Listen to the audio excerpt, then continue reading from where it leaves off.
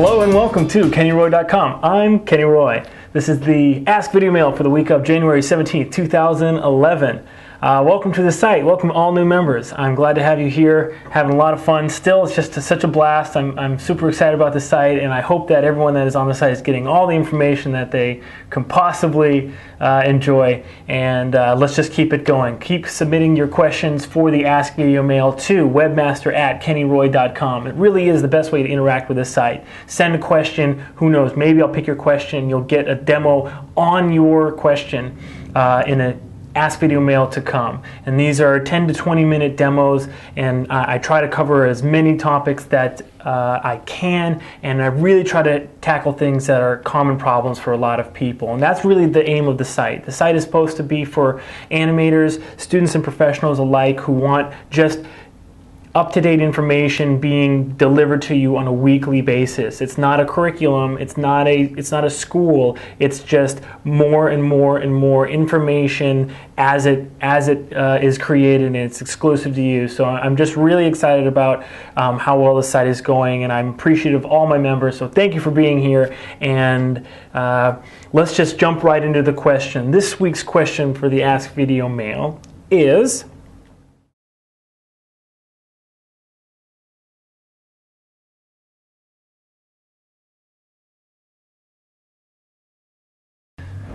Thank you, Hannah, for the great question.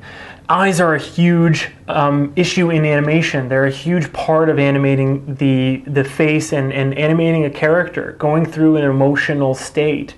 Eyes are the windows to the soul. And you've heard this, and I know you've heard this, and that's why, for the purposes of a curriculum, spending a lot of time on eyes is advantageous, because you'll just be that much better at accessing those little subtle cues, as well as the broad gestures that the face can actually pull off. And the eyes are a big part of that. For the purposes of the Ask Video Mail, I wanted to give you just a few tips on how to animate the eyes that I think will be very helpful to you, and will kind of maybe break up the way that you're animating some things. The first thing I want to talk about is how the eyes move slowly. If you try to move your eyes slowly, what you'll find is that your eyes are actually zipping and holding on, just for an instant, on certain things that you're focusing on. It's actually impossible to move your eyes perfectly smoothly. Our eyes are not trained to do that. So if you try to move them very slowly, you'll see that there's just those tiny little darts. So the first thing that I would say would increase the realism of your eyes is to actually embrace that and not try to have extremely smooth eye movements. And the way I like to do that is to, let's say we have a character and I just put 2 keyframes on his body as if he's looking from left to right, and if I play this, you'll see that it's a pretty slow transition. It's like someone said his name and he's turning around and he doesn't know who it is. Uh-oh, who just said my name, right? First thing we want to make sure is that the eyes are leading the head, and they are, but they're leading them very linearly. So what I'm going to do is I'm just going to add a little bit of curve to this arc. I know that the eyes, are starting low and they're going high, but if I just bring them down just a little bit, there'll just be a slight curve to that arc on the eye line. The reason I'm doing that is because the next thing I like to do is to actually make those little holds. Okay, so what I do is I alternate going forward 2 and 3 frames. Okay, so I go forward 2 frames, set, then 3, then 2.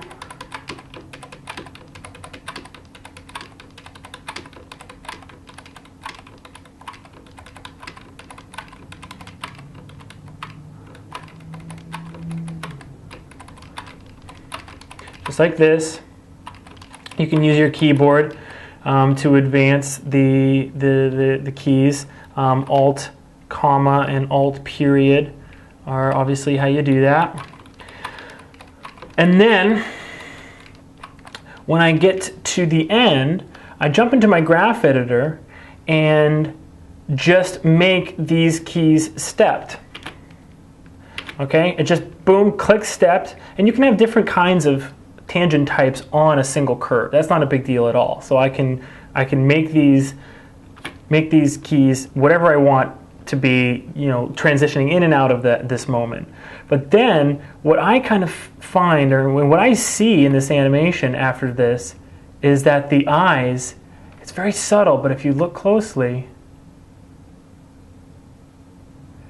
there's just that little hint of that realistic tiny little pause on every single on just objects of focus. Okay, if you haven't done it yet, try it one more time to move your eyes really slowly from right to left, very smoothly. It just does not work. And I find that this is like, it's great. That was like a 5-second thing you can do, and all of a sudden your eyes are actually moving realistically. Okay, I really think that helps to sell the realism of that movement. The next thing I want to show you is when you are focused on something. So when you do come to this end pose, let me add a couple frames to the end of this shot, okay, and key everything. Okay, I'm going to make the scene file for this Ask Videomail available for download. Okay, so you can see for yourself what I just did now. You are going to have to download Max for Maya, which is a rig, yourself, and replace the reference because I can't release the rig with this scene file. I just need to give you the animation file, but you'll figure it out. It'll be easy. Okay. So now that I have, let's take my scene file, or let's take all my controls. I don't know why I just said that. Okay, and now we've come to the end here. Now I'm just going to add a little bit of keep alive, sort of like a breathing cycle on my character here. Just animating straight ahead, not too much movement. Let's see how that plays. Looks like I didn't do anything here. All right, that's too much.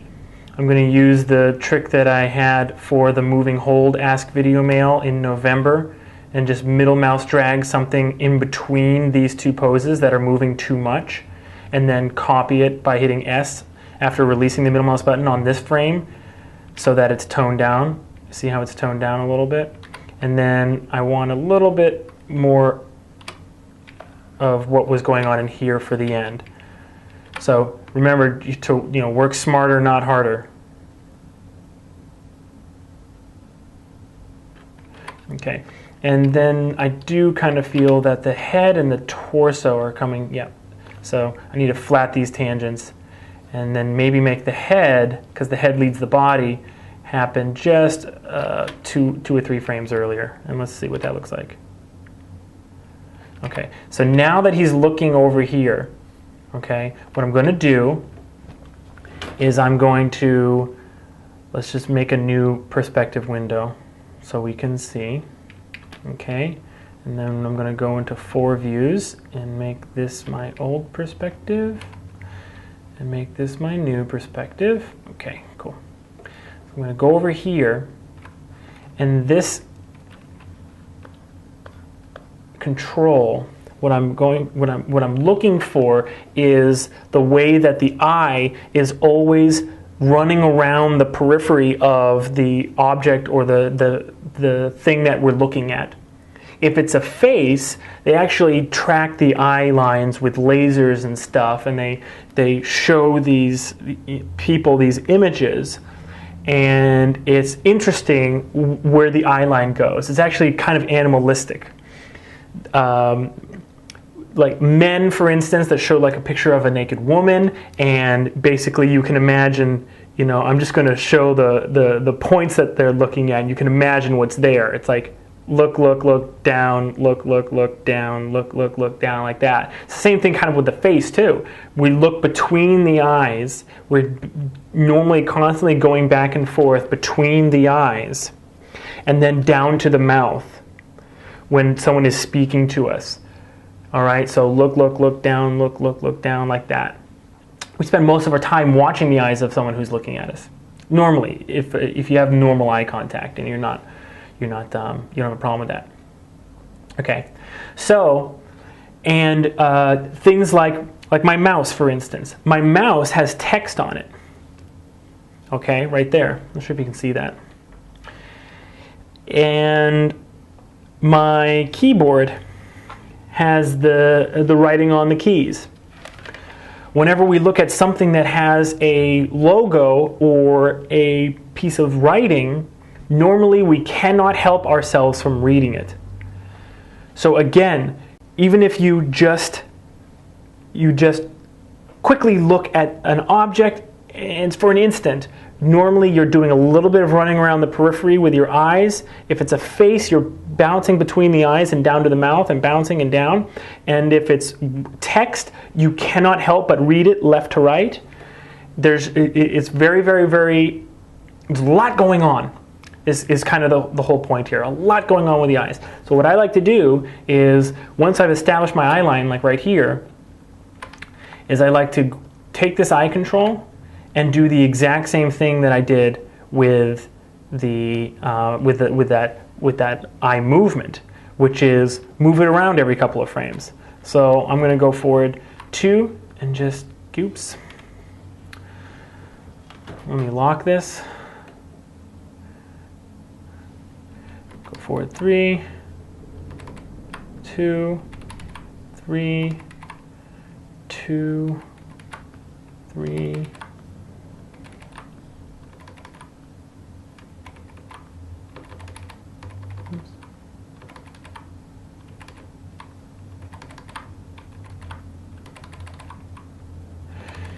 And if you're good at copying animation, you can actually copy this animation as well. So I'm just going to hit copy and then just paste it here. Okay, now let's make 140 the end of our animation. Okay, and then the exact same thing.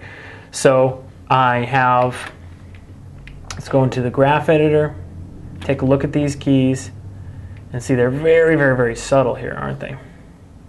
And then just make them stepped again. And so basically, when it comes over, wrong camera. So now the character is looking, and that tiny little bit of jitter on the eye that is natural with humans is present. This might be a little big. Actually, the thing that's making it big on Max here, Maxwell, I think his name's Maxwell, isn't it, this rig? Max for Maya. The thing that's making it big on Max is that he has built into his rig eyelid movement that's subtle but follows the movement of the eye direction just a little bit, to a small extent. It's done automatically. I'm not sure if you can turn it off or dial it down. Nor would you want to. I mean, that little bit of that eyelid follow is very natural and really nice to have in your final animation if you're working with a rig that doesn't have it. So it's kind of nice that you get it for free. What it's doing though is it's kind of making these micro eye darts a little bit more noticeable than they probably would normally be, because the eyelids are not as involved on the small scale. So that automatic control you're getting with the big eye darts and the looking up and looking down and the eyelids kind of opening and closing to take on a little bit more of a natural pose for those is only really useful for big movements. The small movements are getting emphasized a little too much with that. But I'm going to leave it at this level for the file that you're going to download so that you can see. Okay, remember, you need to replace the reference yourself. That means that the file is going to open on Maya. Make sure you have ignore version checked, although you might not be able to. I'm using Maya 2011. If you want to use Maya 2011, you can get a free 13-month evaluation copy from Autodesk.com, which is just just unbelievable. So just go check it out. But you'll be able to open this up. It will ask you where is the reference file, and then just navigate to the path where you've downloaded Max for Maya. Okay, and you can get that on creativecrash.com. I think it's still available on 11 Second Club, or you can just Google it and you'll find it. Okay, so I'd love to have you just take a look at this scene file and see what I did. All right, that was a great question, Hannah. Thank you for giving me that question on eyes. Eyes are the pivotal, single most important part of a facial performance in terms of getting that emotion and keeping that subtlety in check, keeping that subtle performance, giving it in a way that the audience is going to be able to pick it up. Because audiences, as much as hard as we work, the person off the street is a really good judge of animation. It's kind of frustrating sometimes because you'll ask like, "Hey mom, come in here," and you take a look at your lip sync and they're like, "That doesn't look right," and you're like, "Damn it, I worked so hard on this." You're right, but you know what I mean? So use that to your advantage though, and pick up on these little things and put this into your work immediately, and I'm sure you'll see some results. Okay? Please send more questions to webmaster@kennyroy.com. If you want to see your question in an Ask Video Mail, it's the only way to do it. You got to send it in. Okay? Thank you to all my new members. Thank you to all my old members. Everyone, keep referring. The referral bonuses are still active. If you refer a member who signs up to a 30-day or a 3-month renewal membership, you get 30 days for free. Boom! Instantly added to the end of your membership.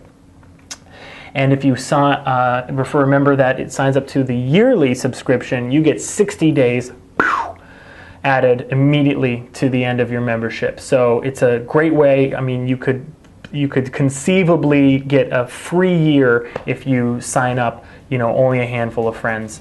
And I'd really appreciate all those referrals. So thank you again for all your support. It's been a great time, and we're just getting started. Okay, good luck with your animation, and as always, rock on.